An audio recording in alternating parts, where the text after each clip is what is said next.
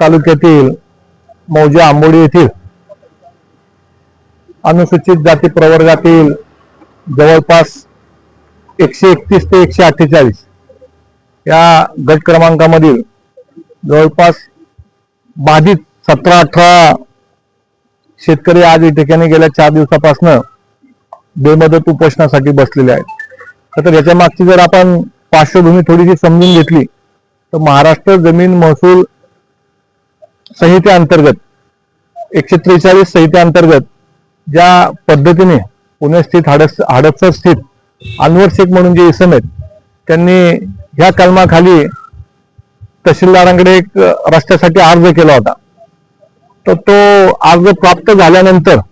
येथे उपोषणाला बसलेल्या स्थानिक भूमिपुत्रांचा आणि शेतकऱ्यांचं म्हणणं असं आहे, तो अर्ज प्राप्त झाल्यानंतर प्रत्यक्ष तहसीलदार महोदय यांनी येऊन तो स्थळ पाहणी करणं गरजेचं होतं, स्थळ पाहणी अहवाल करणं गरजेचं होतं। परंतु अशी कायद्यान्वये तरतूद असताना देखील तिथले सर्कल जे असेल मंडलचे त्या सर्कलला तिथे पाठवून तिथल्या जवळपास 17 गटातील ठराविकच गटातील एक 4-5 शेतकऱ्यांना नोटिसा देण्यात आल्या आणि इतर गटातील शेतकरी हे त्या नोटिसांपासून पूर्णपणे अनभिज्ञ होते। ते अनभिज्ञ असल्यामुळं त्यांना कुठल्याही प्रकारची नोटीस न गेल्यामुळं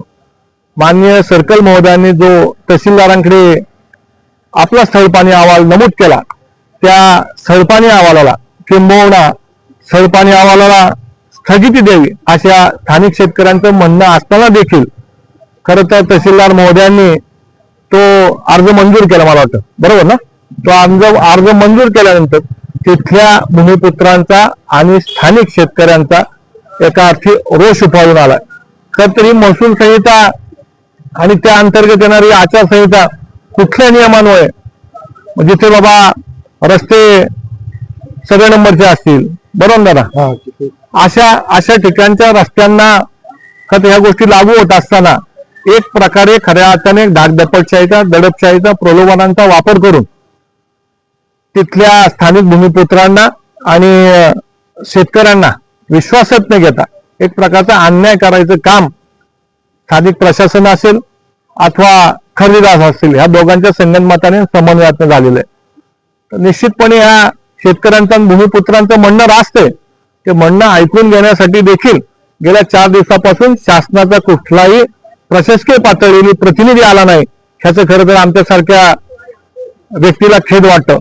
म्हणूनच या सगळ्या स्थानिक भूमिपुत्रांना आणि शेतकऱ्यांना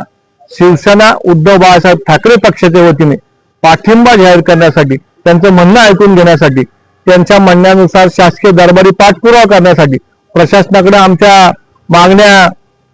खऱ्या अर्थानं मांडण्यासाठी आज आम्ही या ठिकाणी आमचे सर्व पदाधिकारी आलेलो आहोत। आदरणीय विष्णुदादा भोसले देखील इथे उपस्थित आहेत। त्यांनी मला सगळ्या बाजू समजून सांगितल्यानंतर या निर्णयापर्यंत आम्ही आलोय की जर आज या स्थानिक भूमिपुत्रांकडे जर आपण लवकरात लवकर लक्ष दिलं नाही, निश्चितपणे उद्यापासून एक वेगळ्या स्वरूपाचं तीव्र आंदोलन आम्ही इथे छेडू। त्याची जर आपण दखल घेतली नाहीत तर येणाऱ्या काळामध्ये कलेक्टर कचेरी येथे जाऊन आयुक्तांकडे जाऊन या प्रश्नाला वाचा कशी फोडता येईल आणि स्थानिक भूमिपुत्रांना न्याय कसा देता येईल हे कटाक्षाने आम्ही शिवसैनिक म्हणून एक